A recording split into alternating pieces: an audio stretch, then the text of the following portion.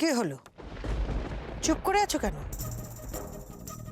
যা জিজ্ঞেস করছি তার উত্তর দাও। এটা কি?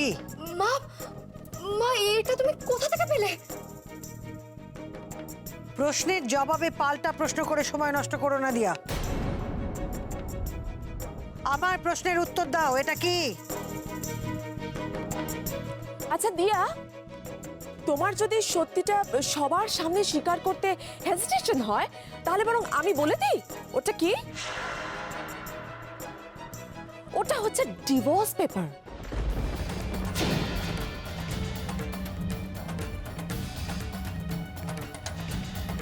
যেটা তুমি দাদাভাইকে ডিভোর্স দেওয়ার জন্য তৈরি করিয়েছিলে।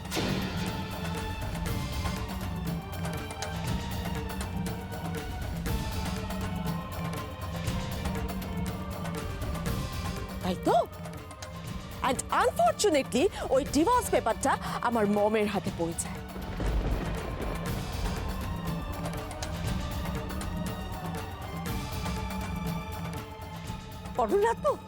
পরনাত্ম তুই একবার বল যে তুই এটা তৈরি করাসনি। এরা সবাই মিথ্যে মিথ্যে করে বলছে তুই বড় ভাইকে ছেড়ে দেবার জন্য এটা নাকি তুই তৈরি করিয়েছিস, আর সেই জন্যই নাকি বড় ভাইয়ের ঘর ছেড়ে তুই আমার ঘরে আছিস। তুই বিশ্বাস কর, আমি এই কথা মানিনি, আমি একদম বিশ্বাস করিনি। দিয়া, আমিও কিন্তু বিশ্বাস করি না দিয়া।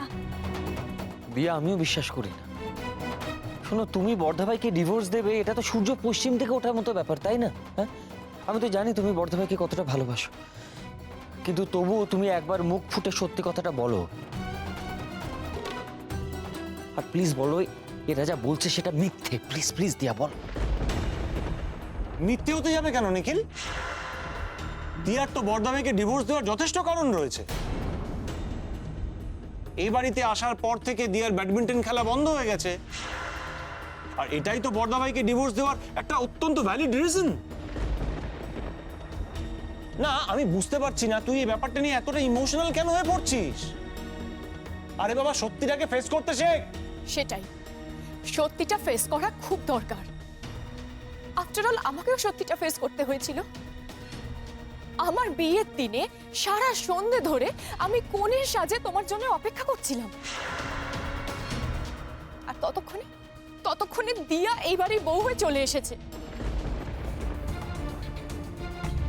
যে দিয়ার জন্য সেদিন তুমি আমাকে প্রত্যাখ্যান করেছিলে, আজকে সেই দিয়া তোমাকে এইভাবে ঠকাবে, এটা কিন্তু আমি কল্পনাতেও ভাবতে পারিনি।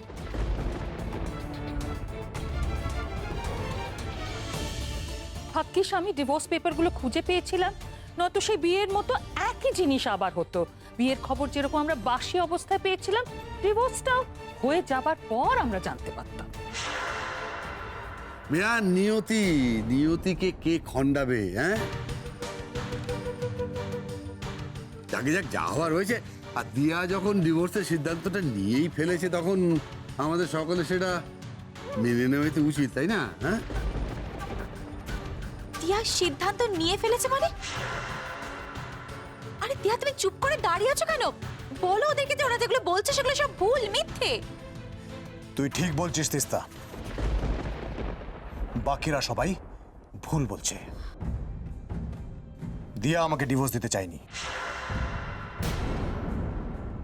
আমি দিয়াকে ডিভোর্স দিয়েছি।